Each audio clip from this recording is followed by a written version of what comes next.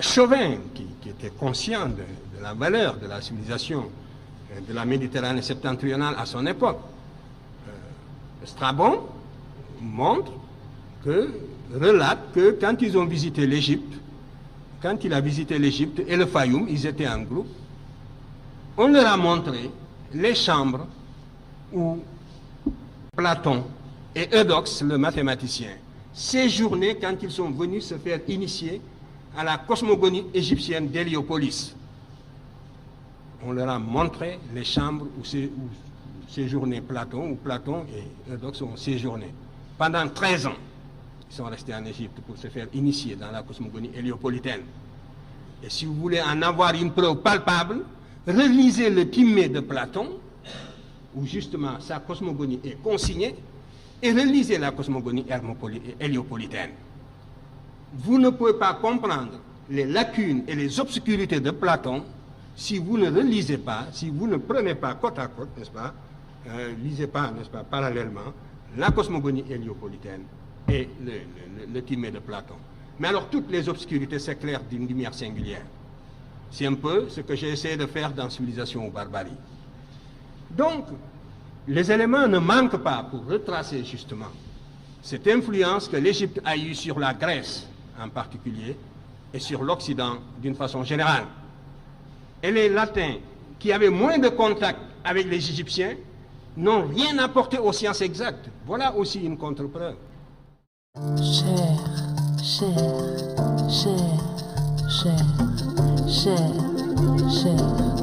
Cher, Anta Diop.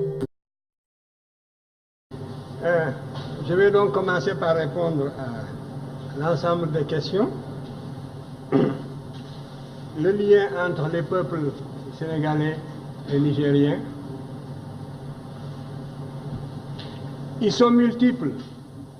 Et c'est une des justifications justement de cette recherche. En tout cas, si vous voulez, tant soit peu, connaître votre passé et renforcer le sentiment de cohésion nationale, vous serez bien amené un jour à nous relayer sur le terrain où nous nous situons aujourd'hui. C'est moi qui vous le dis. Je crois que le mal que l'occupant nous a fait n'est pas encore guéri. Voilà le fond du problème. L'aliénation culturelle finit par être partie intégrante de notre substance, de notre âme. Et quand on croit s'en être débarrassé, on ne l'a pas encore fait complètement.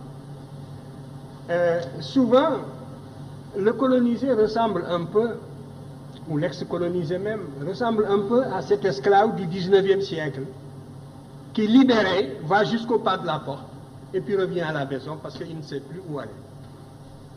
Il ne sait plus où aller.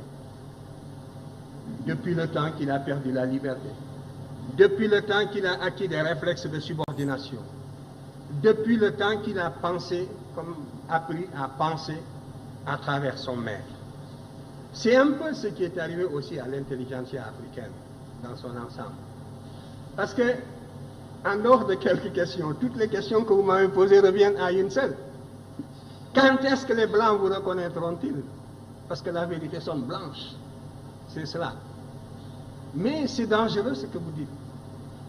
Parce que si réellement l'égalité intellectuelle est tangible, l'Afrique devrait, sur des thèmes controversés, être capable d'accéder à la vérité par sa propre investigation intellectuelle, se maintenir à cette vérité jusqu'à ce que l'humanité sache que l'Afrique ne sera plus frustrée, que les idéologues perdront leur temps parce qu'ils ont rencontré des intelligences égales qui peuvent leur tenir tête sur le plan de la recherche de la vérité. Mais vous êtes persuadé que pour qu'une vérité soit valable et objective, il faut qu'elle sonne blanche. Mais ça, c'est un repli de notre âme qui doit disparaître. Et ce sont justement les Blancs qui vont nous y aider. Et c'est parce que je savais cela que lorsque l'UNESCO m'a demandé de participer à la rédaction de l'histoire générale de l'Afrique, ce volume, j'ai dit que je serais bien incapable de farder la vérité sous prétexte que nous allons écrire un ouvrage de portée internationale. Moi, j'ai les idées que j'ai toujours développées et contre lesquelles vous ne pouvez pas opposer des arguments scientifiques dignes de ce nom. Vous pouvez opposer une conspiration du silence, aussi longtemps que les jeunes générations africaines resteront aliénées, jusqu'à ce qu'elles se récupèrent, jusqu'à ce qu'elles acquièrent la connaissance directe, parce que c'est par la connaissance directe, par l'égyptologie, que vous dépasserez ce stade de flottement, n'est-ce pas, et de somnambulisme. Alors, donc, j'ai dit que de deux choses l'une, ou bien on prépare une rencontre de niveau international. C'est ce que j'avais proposé. Réunir l'égyptologie internationale au niveau le plus élevé. Et surtout tous ceux qui sont opposés à mes thèses. J'ai dit que du côté africain, je n'aurais besoin que de deux Africains, parce que ce sont les seuls qui, à l'époque, qui travaillaient avec moi et qui accédaient aux faits égyptiens par la connaissance directe. C'est très dangereux, la connaissance indirecte, parce que vous le voyez bien, vous n'arrivez pas à vous faire une opinion personnelle. Il vous faut passer par l'appui d'une autorité, et cette autorité vous refuse son appui pour des raisons idéologiques, et vous tournoyez. Donc, vous ne pourrez sortir du cercle vicieux que par la connaissance directe. Vous pétillez tous d'intelligence, mais il faudra accepter de fournir cet effort qui vous conduit à la connaissance directe, et nous en reparlerons. Alors, moi j'avais dit donc que je n'ai besoin que de deux Africains qui, avec moi, ont accédé à cette connaissance directe.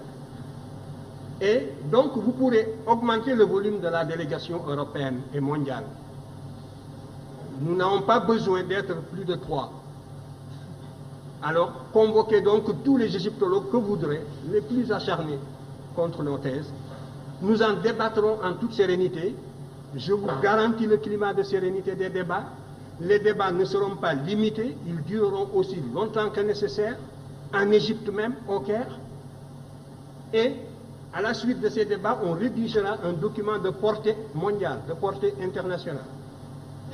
Et suivant la teneur de ce document, on saura de quel côté penche la balance. Si les conclusions de ce document me permettent de continuer, de participer, je participerai alors à l'ouvrage et j'utiliserai mes idées intégralement. Dans le cas contraire, je serai le premier à vous faciliter la tâche en me récusant. Vous connaissez la suite. Le colloque du Caire s'est tenu sur ma proposition. Toute l'égyptologie mondiale était représentée. J'avais dit aussi que nous, Africains, nous ne serions pas rapporteurs pour réaliser au maximum les conditions d'objectivité. Le rapporteur, c'était un professeur français qui était contre mes thèses aussi, vous le savez bien. Donc, et qui était professeur à Paris 8. L'égyptologie française était représentée par le professeur Vercouteur, qui était l'ancien directeur des antiquités de Nubie, qui était aussi le directeur de l'Institut d'archéologie orientale français du Caire, qui était le tutélaire de la chaire d'égyptologie à l'île 3, etc. Était représenté aussi par le professeur Sonneron, qui l'avait remplacé à l'Institut français d'archéologie d'Égypte, et qui était sûrement le plus apte à nous suivre dans les discussions linguistiques, justement. Et vous avez les débats, les conclusions dans le domaine linguistique, justement, du professeur Sonneron, qui est mort maintenant. Vous aviez le professeur Leclan, qui est devenu académicien depuis et professeur au Collège de France. Vous aviez le professeur Debono, qui était l'archéologue de la vallée du Nil. L'Amérique était représentée par Mme Gordon Chaké, le Canada par le professeur Chini, la Scandinavie par le professeur Serge Soderberg, qui était le directeur de toute la mission de toute la Scandinavie pour la sauvegarde des monuments de Nubie, etc., etc. Voilà, moi, et toute l'égyptologie égyptienne sur place aussi, au Caire et en Égypte, sont venus participer. Vous avez la liste des participants ici. Voilà le document qui est sorti de ces travaux. Oh, vous avez la page, voilà. Et voici, je vous lis une seule phrase de ce document.